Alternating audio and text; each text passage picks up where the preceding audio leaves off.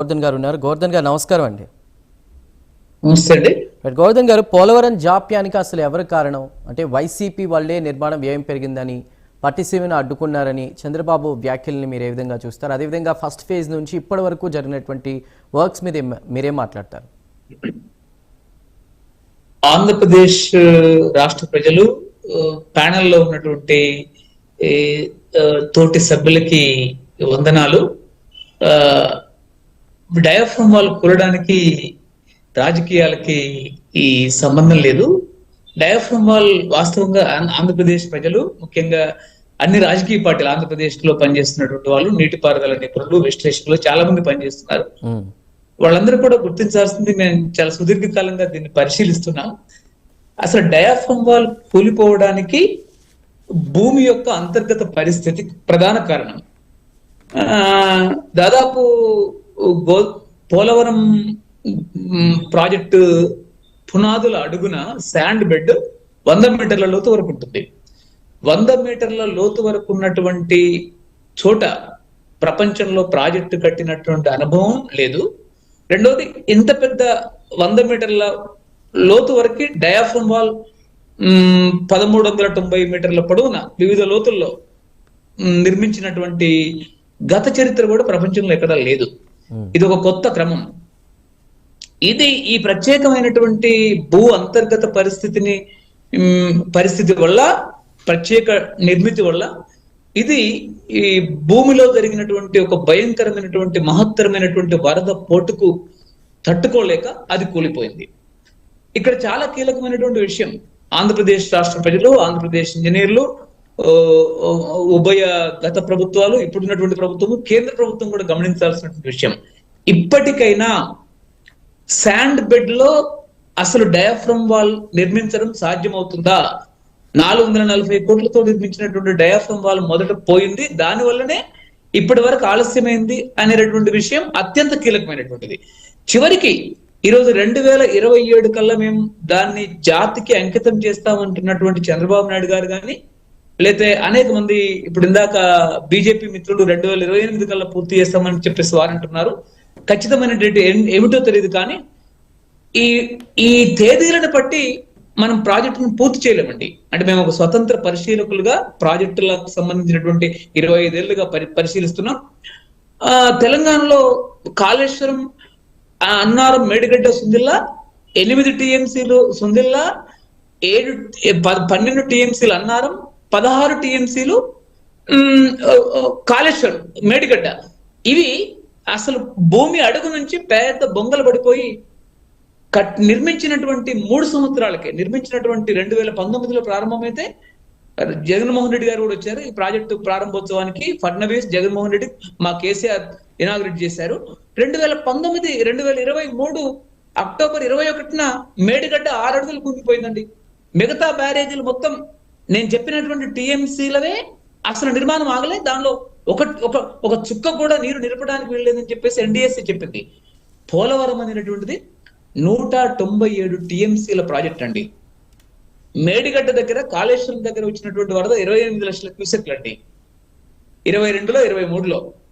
ఈరోజు పోలవరం దగ్గర వచ్చినటువంటి వరద సుమారు 30 నుంచి 35 లక్షలు, ఒకానొక సందర్భంలో అది 40 లక్షల క్యూసెక్లకు కూడా వెళ్ళింది.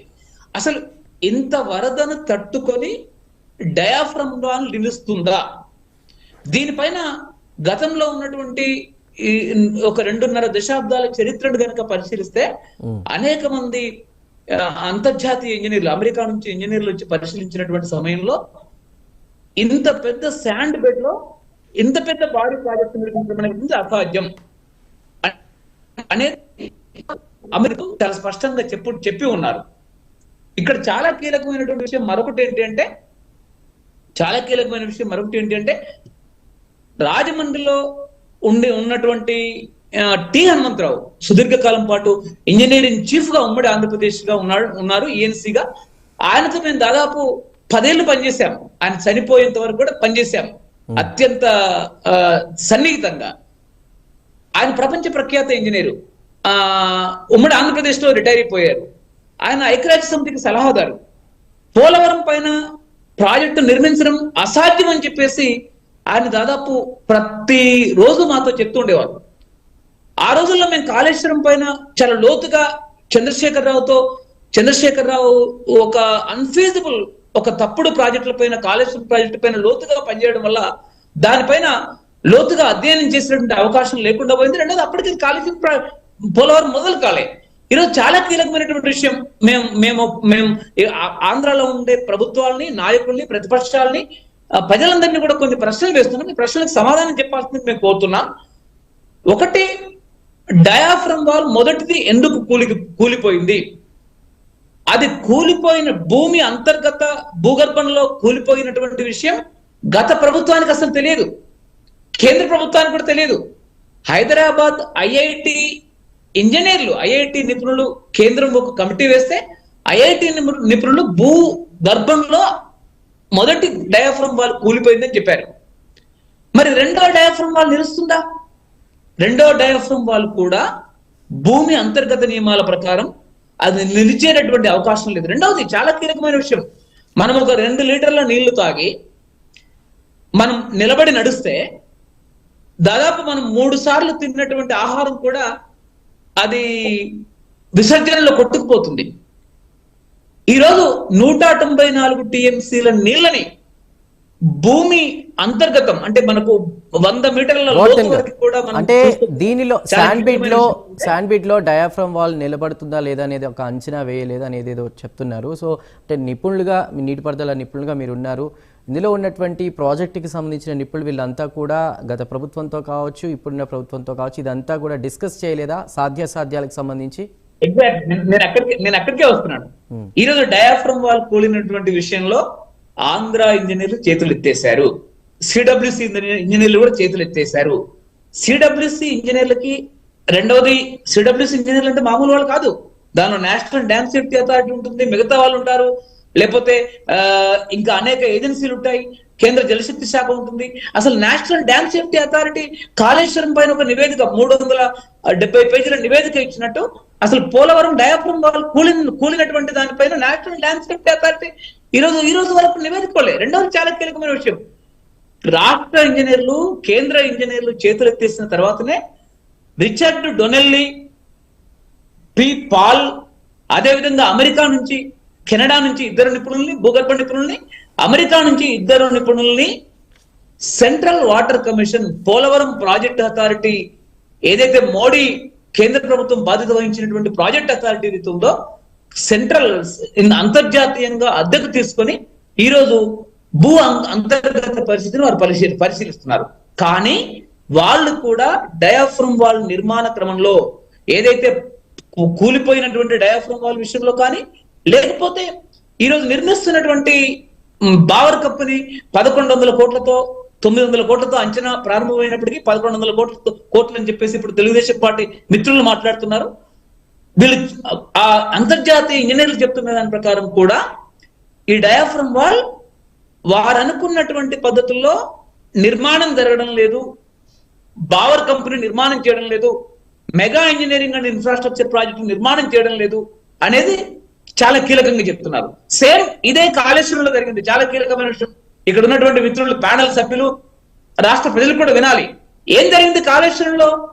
కాళేశ్వరంలో ఏం జరిగిందంటే, ఆ రోజు మోడీకి కాళేశ్వరంలో ఉన్నటువంటి కేసీఆర్కి ఉన్నటువంటి సంబంధం రీత్యా, అంటే అనేక బిల్లుల్ని, రాష్ట్రపతిని, డిమానిటైజేషన్ ని, వ్యవసాయ బిల్లుల్ని సమర్థించినందున ఆ రోజు కాళేశ్వరం ప్రాజెక్ట్ ని మోడీ గవర్నమెంట్ లో ఉండే పెద్దలు, నితిన్ గడ్కరీ, రాజ్నాథ్ వాళ్ళు పొగిడారు. ఈ రోజు డయాఫ్రమ్ వాల్ కి సంబంధించినటువంటి విషయంలో ఎన్ని వైఫల్యాలు ఉన్నప్పటికీ కూడా మోడీ ప్రభుత్వంలో ఉండేటటువంటి పెద్దలు కానీ, రెండవది సిడబ్ల్యూసి వాళ్ళు కానీ, లేదా కేంద్రంలో ఉండేటువంటి ఎన్డీఎస్ఏ కానీ ఏమి మాట్లాడడం లేదు. మేము రాజకీయాల కొరకు మాట్లాడడం లేదు. కేసీఆర్ అవినీతికి వ్యతిరేకంగా, ప్రాజెక్టులో జరిగినటువంటి అవినీతికి వ్యతిరేకంగా గత 10 ఏళ్ల పాటు మేము తెలంగాణలో కేసీఆర్ ప్రభుత్వంతో యుద్ధం చేశాం.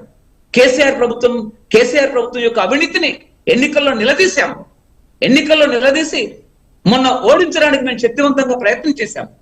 కానీ అదే సందర్భంలో మేము ఇండిపెండెంట్, మాకే రాజకీయ పార్టీకి సంబంధం లేదు. రాష్ట్రం 1,00,000 కోట్ల రూపాయలు కాళేశ్వరంలో ఖర్చు చేస్తే ఈరోజు మా రాష్ట్రం, తెలంగాణ రాష్ట్రం 2 లక్షల కోట్ల రూపాయలు దాని అప్పులు వడ్డీలు కట్టవలసినటువంటి దుస్థితి కలిగిపోయి మిగులు రాష్ట్రం తెలంగాణ కేసీఆర్ కాళేశ్వరం వల్ల భగీరథ వల్ల సర్వనాశనం అయిపోయింది. దీనిలో ఎవరు బాగుపడ్డారంటే మెగా కృష్ణారెడ్డి లాంటి mega engineering and infrastructure, L&T, నవయుగ ఇలాంటి పెద్ద పెద్ద కంపెనీలు బాగుపడ్డాయి. మెగా కృష్ణారెడ్డి దాదాపు దేశంలో ఉండేటటువంటి ప్రధాన పార్టీలకి 1186 కోట్ల ఎలక్ట్రానిక్ బాండ్స్ ఇచ్చారు. కానీ ఇక్కడ ఒక ప్రశ్న గోవర్ధన్ గారు, చాలా మంది కొంతమంది నిపుణులు వాళ్ళు మాట్లాడేది ఏంటంటే ఇలాంటి ప్రాజెక్ట్స్ విషయంలో కేసీఆర్ని మాట అనడానికి లేదు, వ్యవసాయంలో తెలంగాణ నెంబర్ 1 అవడానికి కారణం కూడా ఆయనని, ఏపీలో వ్యవసాయం తగ్గడానికి కూడా కారణం, అంటే ఈ రకంగా ఇటు వచ్చేటువంటి నీళ్ళని ఇటు మళ్లించుకోవడం వల్ల ఇదంతా సాధ్యమైందని కొంతమంది మాట్లాడుతున్నారు. దానికి మీ కామెంట్ ఏంటి గోవర్ధన్ గారు? లేదండి, తప్పదు. యాక్చువల్ గా ఇంకోటి చాలా కీలకమైన విషయం, పోలవరానికే భవిష్యత్తు లేదు. అంటే నేను వాస్తవంగా సుస్థిరమైనటువంటి ప్రాజెక్టులకు దేనికి వ్యతిరేకం కాదు, గ్రావిటీ ప్రాజెక్టులకు దేనికి వ్యతిరేకం కాదు. వ్యక్తిగతంగా నేను పోలవరం శాండ్ బెడ్ అనేటటువంటిది అక్కడ అత్యంత భూమికి సంబంధించినటువంటి అత్యంత అననుకూలమైన పరిస్థితి. కేసీఆర్ కాళేశ్వరంలో భూగర్భ పరిస్థితిని పరిశీలించకుండా, భూగర్భ పరీక్షలు చేయకుండా, భూ సాంకేతిక పరీక్షలు చేయకుండా 3 బ్యారేజీలు నిర్మించాడు. కేసీఆర్ కొలాప్స్ అయిపోయాడు. సేమ్ ఈ రోజు పోలవరంలో కూడా భూ అంతర్గత పరిస్థితిని పరిశీలించకుండా మొదటి డయాఫ్రమ్ వాల్ పోయింది, రెండో డయాఫ్రమ్ వాల్ కూడా భవిష్యత్తు లేదు. Same SLBC Srisailam left bank canal లో గత కేసీఆర్ ప్రభుత్వం అదే చేసింది.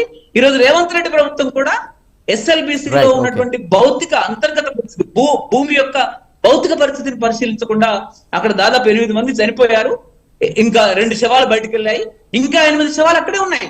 మా కేసీఆర్ కాళేశ్వరంలో ఓడిపోయారు భూ అంతర్గత పరిస్థితిలో. ఈ రోజు చంద్రబాబు పరిస్థితి పోలవరంలో, రెండోది SLBC లో రేవంత్ రెడ్డి పరిస్థితి, ఇక్కడ తెలంగాణ నీటిపారుదల శాఖ పరిస్థితి. రంజిత్ గారు ఏమంటారు? సాధ్యాసాధ్యాలు చూడకుండా మా స్వతంత్రమైనటువంటి పరిశీలన దృక్పథంలో 2027కు దీన్ని ఓపెన్ చేయడం అసాధ్యం. 2027 ఒకవేళ నిర్మించిన డయాఫ్రమ్ వాల్ నిర్మించినప్పటికీ కూడా 197 టీఎంసీల ఒత్తిడిని, 197 టీఎంసీలు అంటే మామూలు విషయం కాదండి. మా దగ్గర ఉన్నటువంటి హుస్సేన్ సాగర్ 1/2 టీఎంసీ కూడా కాదు. అంత ఒత్తిడిని తట్టుకొని ఆఫ్టర్ ఆల్ 1 మీటర్న్నర డయాఫ్రమ్ వాల్ ఉంటుంది అనేది లేదు. రెండవది ఇంకోటి చాలా కీలకమైన విషయం, పోలవరం కంటే కోయిదా అనేటువంటి ప్రాంతంలో 40-45 కిలోమీటర్ల వెనక ఎన్ని నీళ్ళైతే నదిలో వస్తున్నాయో పోలవరం దగ్గరికి వచ్చేసరికి 2 మీటర్లు తగ్గిపోతున్నాయండి. ఎందుకు తగ్గుతున్నాయి?